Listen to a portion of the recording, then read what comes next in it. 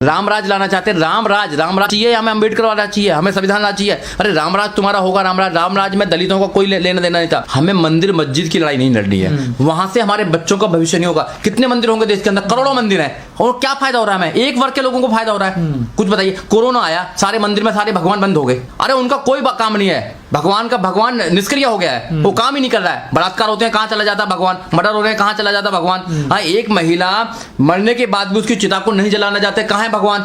उनको तो नहीं देता कोई सजा। मंदिर में बैठ कर बलात्कार होने, कहां है भगवान? राम राज में दलितों के लिए एजुकेशन नहीं थी, दलितों के लिए एजुकेशन नहीं थी राम राज के अंदर। तो हमें राम राज नहीं चाहिए, हमें मंदिर नहीं चाहिए, हमें संविधान का राज चाहिए, हमें अम्बेडकर का राज चाहिए, अम्बेडकर की विचारधारा का राज चाहिए, जिसमें सब लोग सुरक्षित हैं। आप धर्म की अफीम जो पी रखी है उस नशे को उतार लीजिए, चाहे ओबीसी समाज हो, चाहे SC ST समाज हो, चाहे और समाज हो। राम पे ही तो दवाई है उनकी, कोरोना की दवाई। एक रामदेव पे दवाई, एक राम पे दवाई है। रामदेव की दवाई तो फुसफुस हो गई। राम को भी न्याय लेना पड़ा, राम भी सैकड़ों सालों से अपना मंदिर बनाने के लिए वो भी तड़फ रहे थे, वो नहीं बना पाए। सुप्रीम कोर्ट ने, संविधान ने उनको अधिकार दिया, क्योंकि तुमने सदियों से घंटा बताया, तुमने बाबा साहब के साथ धोखा किया है, तुमने बाबा साहब की बात को नहीं माना है। अगर तुम बाबा साहब की बात को मान जाते तो आज इस देश के राजा होते।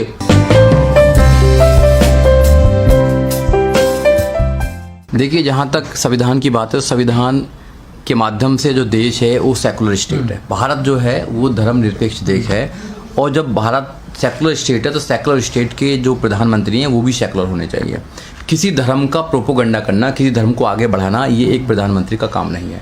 इससे गर्म परंपरा पड़ेगी, क्योंकि जो प्रधानमंत्री हैं वो अगर हिंदू धर्म को आगे बढ़ाने का काम करेंगे, प्रोपोगंडा करेंगे, तो आने वाले समय में लोग भी अपने अपने धर्मों को आगे बढ़ाने का काम करेंगे, जो सरासर गलत है, एक सेक्युलर स्टेट की परिभाषा में नहीं आता है। प्रधानमंत्री जी वहाँ पर जा रहे हैं, मंदिर बना रहे हैं, या RSS का वहाँ पर ऑफिस बन रहा है बड़ा, वो तो अलग बात है। पर प्रधानमंत्री को सोचना चाहिए कि अगर इस देश के अंदर संविधान को जिंदा रखना है, जो संविधान की बात करते हैं, वो बाबा साहब की बात करते हैं, वो अधिकारों की बात करते हैं, तो उनको सोचना चाहिए कि ऐसे प्रोपोगंडा जैसे स्थान पर, जहाँ पर राम मंदिर की शिलान्यास रखी जा रही है, वहाँ पर नहीं जाना चाहिए उनको। वो जाएंगे तो देश के अंदर जो डेमोक्रेसी है, जो संविधान की आत्मा है, उसको कहीं ना कहीं ठेस पहुंचेगी, और जो गलत है। तो क्या आपको नहीं लगता सर कि एक संवैधानिक पद पे होकर इंसान अगर ऐसे जा रहा तो वो कहीं ना कहीं संविधान को ताक पर रखकर ये बातें कर रहे हैं, कानून को नहीं मानते? नहीं, तो कानून को देखो, संविधान को तो मानते नहीं है इन लोगों का। इनके एक मिनिस्टर हैं अनंत कुमार हेगड़े, वो कहते हैं कि हम जो आए हैं यहाँ पर वो संविधान को बदलने के लिए आए हैं। ये संविधान की मूल जो भावना है उसको खत्म करना चाहते हैं। जो बाबा साहब का एक सपना था इस देश को समता, मैत्री, भाईचारा बनाना, वो उसको खत्म करने के लिए प्लानिंग कर रहे हैं। वो इस देश के अंदर मनुस्मृति लागू करना चाहते हैं, मंदिर के माध्यम से धर्म को फैलाना चाहते हैं। ये धर्म जो है, हिंदू धर्म जो है, वो धर्म नहीं है, षड्यंत्र है। बाबा साहब डॉक्टर अम्बेडकर ने पहले ही बोल दिया है, ये एक क्रिमिनल कॉन्स्पिरेसी है उन लाखों करोड़ों लोगों के खिलाफ जो लोग धर्म की अफीम खाकर उनको कुछ पता नहीं है। तो ये लोग फिर दोबारा से इस देश को गुलाम बनाए जाते हैं। बाबा साहब डॉक्टर अम्बेडकर ने अपने बच्चों की कुर्बानी देकर, अपनी पत्नी की कुर्बानी देकर इस देश को एक खूबसूरत संविधान दिया, जिस संविधान में सभी लोगों के लिए, सभी लोगों का अधिकार थे। जिन महिलाओं को, जो 50% महिला देश के अंदर, उनको पढ़ने लिखने का अधिकार नहीं था, आज देश के अंदर महिला अच्छे अच्छे पदों पर हैं, तो बाबा साहब डॉक्टर अम्बेडकर के जो संविधान है उसके माध्यम से हैं। ये संविधान को खत्म करना चाहते हैं। खत्म इसलिए करना चाहते हैं कि उस संविधान के माध्यम से जो SC ST के लोग हैं, OBC के लोग हैं, वो लाखों करोड़ों की संख्या में IAS PCS, doctor, engineer, professor, जज, वकील बने हैं, नेता बने हैं। और यहाँ तक कि देश के सबसे बड़े सूबे उत्तर प्रदेश की 4 बार बहन कुमारी मायावती मुख्यमंत्री बनी है। मुख्यमंत्री बनने के बाद में इस देश के चीफ जस्टिस ऑफ इंडिया भी बने हैं, राष्ट्रपति भी बने हैं। ये चाहते हैं कि नहीं, ये तो एक दिन प्रधानमंत्री बनेंगे, प्रधानमंत्री बनेंगे तो ये बाबा साहब के संविधान को पूर्ण रूप से लागू करेंगे, जो हमारा सपना भी है। ये नहीं चाहते। और ये जब से 2014 से 2020 6 साल के अंदर इन्होंने जो संविधान का एक ढांचा है उसको कमजोर करने का काम किया है। लगातार संविधान को कमजोर कर रहे हैं। ये संविधान की तो बात मानते ही नहीं है। ये इन्होंने सबको इन्फ्लुएंस कर लिया, चाहे जितनी भी ED है, आपका CBI है, सुप्रीम कोर्ट है, सब पे इन्फ्लुएंस है लोगों का। अपने इन्फ्लुएंस के माध्यम से ये सरकार के फेवर में जजमेंट कराते हैं, लोगों को डराते हैं, लोगों पे ED के छापे लगवाते हैं, और लोगों को खरीदने का काम भी करते हैं, सरकार अपनी बनाने। इट मीन्स कि कुछ भी हो जाए, सरकार बनानी है, सरकार बना के पूरे देश के धन को लूट लो, इनको फिर दोबारा गरीब बना दो, गुलाम बना लो, और जातिवाद का जहर पूरे देश में घोल दो, संविधान को खत्म कर दो, मनुस्मृति ला दो। मनुस्मृति में ब्राह्मण सबसे ऊपर है। तो ब्राह्मण अपने आप को श्रेष्ठ बनाने के लिए, एक जाति अपने आप को श्रेष्ठ बनाने के लिए ये सारा षड्यंत्र कर रही है। हम लोगों को समझना चाहिए, इस देश के जो मूल निवासी, इस देश के जो 85% बहुजन है, उनको समझना चाहिए चालाकी, मगर लोग समझ रहे हैं। जब तक वो समझेंगे बहुत देर हो जाएगी। भाइयों, आज समझ जाओ, नहीं तो ये धर्म के नाम पर, मंदिर के नाम पर आपके बच्चों के भविष्य को खराब कर देंगे। लेकिन सर, पूरे देश में जब इतना बड़ा पैंडेमिक चल रहा है, महामारी चल रही है पूरे देश में, जब अस्पतालों की जरूरत है, देश में दवाइयों की जरूरत है, लोग मर रहे हैं, उस टाइम सरकार पूरा ध्यान अपना मंदिर बनाने में लगाई हुई है सर। देखो, मंदिर जो है, मंदिर एक आस्था के साथ साथ में इनकी एक फैक्ट्री भी है। इनकी एक ऐसी कंपनी है जहां पर एक ही पार्टी को, एक ही वर्ग के लोगों को सपोर्ट मिलेगा, वहाँ लाखों करोड़ों लोगों को धंधा मिलेगा। और दूसरा, वो धंधा करके और जो पैसा गरीब लोगों से आता है चंदे के मामले से, या वो जो चढ़ावा आता है, उसके रिटर्न में जाएगा बीजेपी को पैसा। तो वहाँ पर आरएसएस का एक गठ भी बन रहा है। आरएसएस का एक हेडक्वार्टर होगा नागपुर में, एक हो जाएगा उत्तर प्रदेश के अंदर, क्योंकि उनको पता है उत्तर प्रदेश से ही देश के प्रधानमंत्री का राह निकलती है। तो वो उन लोगों की चाल है। और 500 ऑफिस बनाए उन्होंने, 500 ऑफिस अपने बना दिए हैं बीजेपी ने 2014 से लेकर 2020 तक के 6 साल में 500 ऑफिस बना दिए। अस्पताल क्यों बनाएंगे? वो क्यों बनाएंगे? गरीब लोगों के लिए क्यों फैसिलिटी देंगे? गरीब लोगों के क्यों वो विद्यालय बनाएंगे? क्यों वो यूनिवर्सिटी बनाएंगे? ये तो मनुस्मृति वाले, उनके वंशजों की सरकार है। ये तो रामराज लाना चाहते हैं। रामराज चाहिए, हमें अम्बेडकर वाला चाहिए, हमें संविधान लाना चाहिए। अरे रामराज तुम्हारा होगा, रामराज में दलितों का कोई लेना देना नहीं था। यहाँ के मूल निवासियों को वहां पर घृणा होती थी रामराज के अंदर। हमें रामराज नहीं चाहिए ना, हमें ना वो चाहिए रावण राज, हमें अम्बेडकर राज चाहिए, हमें संविधान राज चाहिए। हमें संविधान राज में ही हम लोग यहाँ पर सुरक्षित हैं। जब भी मेरे जैसे लोग भी वकील बन सकते हैं, और लाखों करोड़ों जो गरीब लोग हैं आज वो बन सकते हैं। रामराज में चले जाइए, रामराज में तो बनेगा, तुम्हें पढ़ने का अधिकार नहीं था, तुम्हें कोई भी धन दौलत रखने का अधिकार नहीं था, अच्छे कपड़े पहनने का अधिकार नहीं था। आप पढ़ें तो सही पहले मनुस्मृति को। आप कौन से रामराज की बात करते हैं? और जो लगे हुए हैं सारे लोग ओबीसी समाज के और SC/ST समाज के लगे हुए हैं, तुम्हारा रामराज निकल जाएगा थोड़ी देर के अंदर है। तुम्हारे बच्चों को जब शिक्षा नहीं मिलेगी तो रामराज पे क्या करो? चाटोगे रामराज को? अरे संविधान से मिला है तुम लोगों को। आज अच्छे कपड़े तुम पहन रहे हो, आज आप तुम अच्छी पोस्टों पर जा रहे हो, किससे जा रहे हो? संविधान के माध्यम से जा रहे हो। संविधान तुम्हें सारे अधिकार दिलाता है और वहां जाकर फिर तुम रामराज को करते हो। अरे रामराज की कल्पना हमें नहीं चाहिए, हमें नहीं चाहिए। राम से कोई मतलब नहीं, हमें संविधान से मतलब है। ये देश को संविधान बनाना चाहता है, मगर उनको पता है कि संविधान हमें कमजोर करता है, संविधान मनुस्मृति को कमजोर करता है, उनके षड्यंत्र को कमजोर करता है। इसलिए वो इस देश के अंदर बड़ा मंदिर बना रहे हैं। मंदिर से वो धर्म की वो करना चाहते हैं, धर्म का प्रचार करना चाहते हैं, वो मनुस्मृति का प्रचार करना चाहते हैं, और फिर दोबारा धर्म के नाम पर इस देश को गुलाम बनाना चाहते हैं। जैसे उन्होंने सैकड़ों साल तक, हजारों साल तक इस देश को गुलाम बनाए रखा और देश के लोगों को गुलाम बनाए रखा। तो सर, जिस प्रकार से एक पूरा एजेंडा चलाया जा रहा है, प्रचार किया जा रहा है, क्या लगता है फिर से इस मुद्दे को पूरे को गरमाया जा रहा है देश में?